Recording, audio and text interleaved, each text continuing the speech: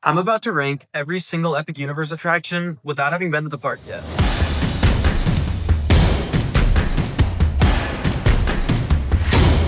So I'm a huge theme park fan. I grew up going to Six Flags New England and all the Disney parks as well as the Universal parks basically my whole childhood. It's really one of the definitive moments that kind of set me up to be a roller coaster enthusiast, theme park lover, and kind of who I am today. Basically, in my past, my favorite ride so far to this point is VelociCoaster, and I've had great experiences going to parks such as Busch Gardens. Obviously, the Islands of Adventure is my favorite park right now. I love Epcot, and I just can't wait to get to Epic Universe, where I'll be headed 14 days. 2 weeks from now, I'm going. In 14 days, I'll be headed to Epic Universe. Doesn't even feel real. But basically, before the video, I just wanted to see if I could challenge myself to correctly predict how I'm going to like all these rides and experiences. I love attractions, obviously. I'm a big roller coaster fan, but I'm really looking forward to the shows that they got there with the How to Train Your Dragon and the Harry Potter show. So, without any further ado, I'm Javin, and this is The Rotten Pursuit. Starting things off, in last place at number 13 is Dragon Racers Rally. And basically there's one big reason why this is in last place, and it's because I'm not sure that I'm even going to try to ride it. The wait time seemed repetitively high for a simple Skyflyer ride that they have at many regional theme parks around the country. I think Nickelodeon Universe in New York. I know Lost Island has it, and I'm sure a ton of other parks have it. It's just a ride that looks well themed. I'm sure it's a fun time. I've heard the cycle is very short, though, for the amount of wait that you're actually having to sit in line for.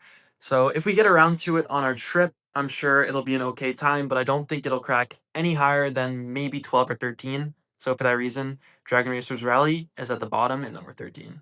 Busting into number 12 is the Constellation Carousel, and basically I think this is going to be number 12 because I heard the night package, basically the lighting at night, is just unbelievably breathtaking.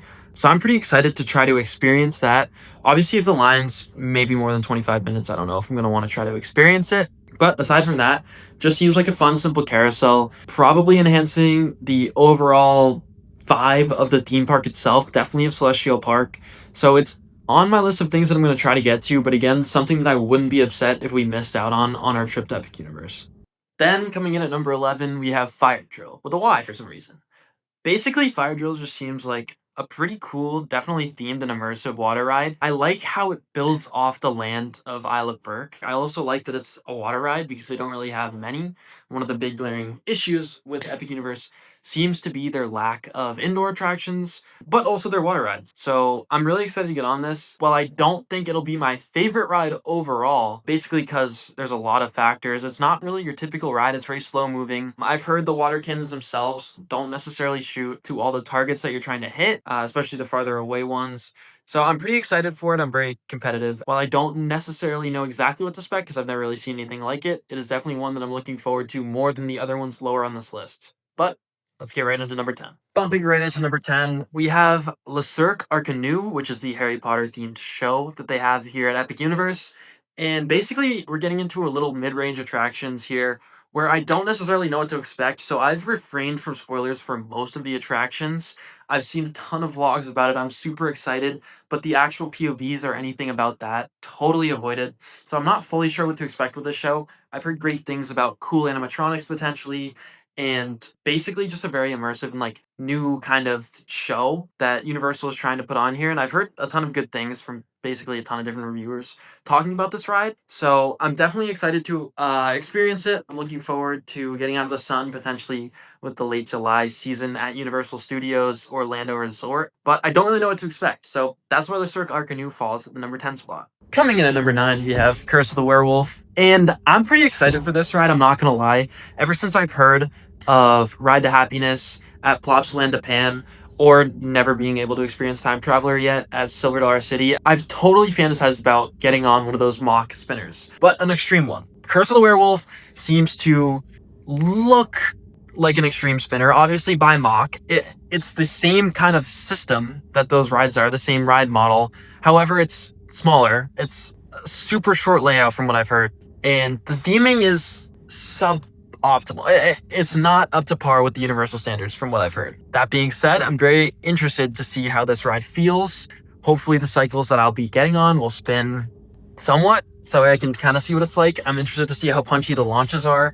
I know there's forward and backwards launches on it, so I'm definitely eager to ride Curse of the Werewolf, but I don't think I can put it any higher than number 9 just because of how top heavy this theme park is. Coming in at number 8 is Yoshi's Adventure. Basically, this is number 8 for me because I'm not fully sure what to expect. I love the People Mover in Tomorrowland, and it's a very similar ride type to that, where it's a slow moving attraction taking you over and around the Super Mario Land at Epic Universe, which looks unbelievably impressive from pictures that I've seen. Obviously, I've seen people go to USJ, Universal Studios Japan, and see the park there, as well as I've had friends go to Universal Studios Hollywood and raved about this land. So I'm very excited to get on the ride. I'm a big Mario fan myself. I used to play the games. While I didn't love the movie, which we can get into in another time when the second one comes out, potentially, I'm definitely excited to ride all 3 attractions in this land. Just Yoshi's being the slower one, I'm not sure I'm looking forward to it as much as the other attractions. Coming in at number 7 is the Untrainable Dragon. We've gotten to the point on the list where all of the rides and attractions seem to really pique my interest. I think the Untrainable Dragon will be one of my favorite shows I've ever seen, period. That being said, most of the shows I've seen have been at theme parks. And right now, my favorite show I've probably ever seen is the Indiana Jones Stuntacular. So, that's not a high bar. But, that being said, I have seen a few spoilers from the show, a few unbelievably impressive clips, and I can't wait to experience something like that in real life. I have the idea in my head that I'm going to get insane amount of chills. The show looks unbelievably impressive, and I can't wait to be more immersed into the Isle of Brookland itself. But let's get right into number 6. Coming in at number 6, I have Minecart Madness. And this seems like a smaller scale roller coaster. Again, I haven't seen many POVs from this. I know that the line itself is pretty detailed and themed, which I'm excited to see. Not really excited to wait like upwards of 2 hours in, but we'll see how that goes. I'm definitely going to try to get on this ride. Obviously, it's this high on this list, but I'm really excited to see how the new technology with the track jumping feels while on ride. Obviously, it looks cool off ride, and I've heard it's kind of rough, shaky. I'm not opposed to that myself personally, but I'm interested to see how this attraction rides. What I'm expecting this ride to feel like is a tame, smaller family roller coaster. I don't really know if I'll be blown away by anything. I'm hoping the theming blows me away, and that's why it's not higher on this list. I know some people have it at their number 1. I know some people really dislike this ride, but I have it right smack on the upper end of the middle, and that's why. All right, now we're in Epic Universe's top 5. This is where the big dogs come to bite, and we're kicking things off at number 5 with another Mario attraction. Mario Kart Bowser's Challenge is my number 5. Mario Kart Bowser's Challenge just looks unbelievably impressive technology-wise. It looks unbelievably immersive just from the queue alone that you step into, but along with that, the ride itself seems to not need the goggles that you have to put on. I've steered off from a ton of POVs of this attraction, but that doesn't mean I haven't seen some clips. Again, I don't know what it looks like with the augmented reality on, but I know it looks amazing without it on. So, will my competitive juices take over on this attraction? Who knows? I'm definitely very excited to get on it, and I'm really excited to see what that Rainbow Road section looks like with the goggles on, experiencing it firsthand. But we'll see. Only time will tell if this ride falls at number 5 or lower or higher on this list. But let's get into the final 4 on this rank. Coming in at number 4 is Hiccup's Wing Gliders. And Hiccup's Wing Gliders is only at number 4 for me because 1, I love roller coasters. Yes, I love Hagrid's.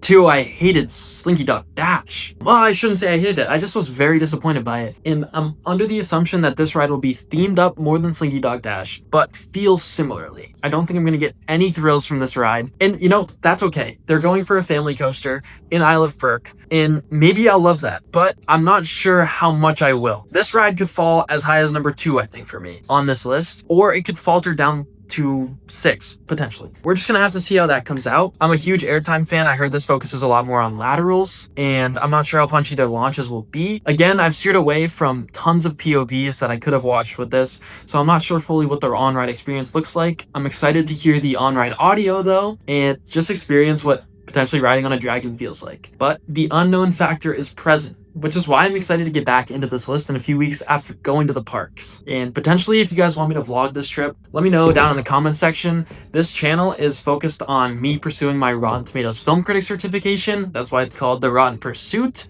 But another one of my passions is theme parks and travel. And basically, I want to see, as a side challenge, if I can fully fund my trip to Tokyo DisneySea in 2027 from YouTube's monetization alone. If I can't fund it from YouTube, I'm not going to go.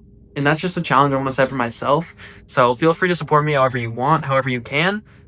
Basically commenting, subscribing if you guys want.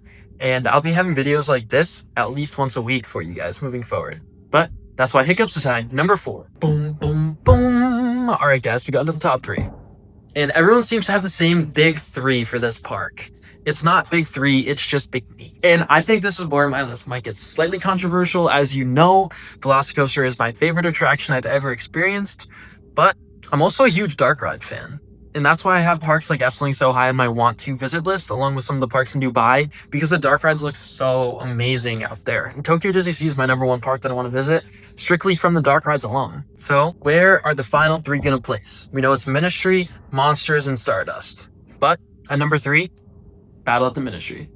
Battle at the Ministry is number 3 for me, strictly because I'm not sure how thrilling this ride's going to be. I've just totally steered away from all clips of the ride, so it could be the most impressive thing ever, and I'm sure if I've seen a few clips, this ride might be even higher on my expected favorites list, but I haven't seen any clips. I've seen parts of the queue, which look fantastic. I've ignored the entrance to the queue part, because I want to experience that firsthand in person, and parts of the ending of the queue I haven't really seen. The ride itself, all I know is that the ride vehicle looks like an elevator shaft. Aside from that, I really have no idea what to expect. I'm assuming there's going to be some great animatronics just from what I've heard. And aside from that, potentially some screens, maybe a similar system to Spider-Man. Who knows? But I'm very excited to get on. While I don't think it will be thrilling, I hope it is as impressive as people are making it out to be. Then at number 2, Monsters Unchained. I'm sure you guys aren't surprised that Stardust is my number 1, but Monsters Unchained has me beyond excited for what Epic Universe has in store. I love Forbidden Journey, and I'm one of the people that doesn't necessarily get motion sick from that ride, but I haven't ridden it in a few years. So potentially that might have been an issue, and it might be when I go back to Islands of Adventure. That being said, that doesn't seem like it'll be a problem with Monsters Unchained. The ride itself really interests me. I'm a huge fan of the Universal Monsters. I love the Frankenstein movie. I'm going to catch up on Bride of Frankenstein before I head to the park. And the theme itself just seems super impressive and immersive. I haven't seen POVs for this ride either, so again, maybe it would jump to number 1. However, I'm beyond excited for what this ride has in store just from the queue alone. I can't imagine they cheaped down the ride. I've obviously seen some pre-show clips, and even the pre-show animatronics look amazing. I'm super excited for this ride. I hope it's thrilling. I hope it's themed. I hope I am immersed into the monsters land from this attraction, which I bet you I will be. This could be one of my favorite rides ever, and it's a dark ride, not a coaster. Which, no shame, no foul. I'm beyond excited for what that means. But obviously that means my number 1 is Stardust Racers.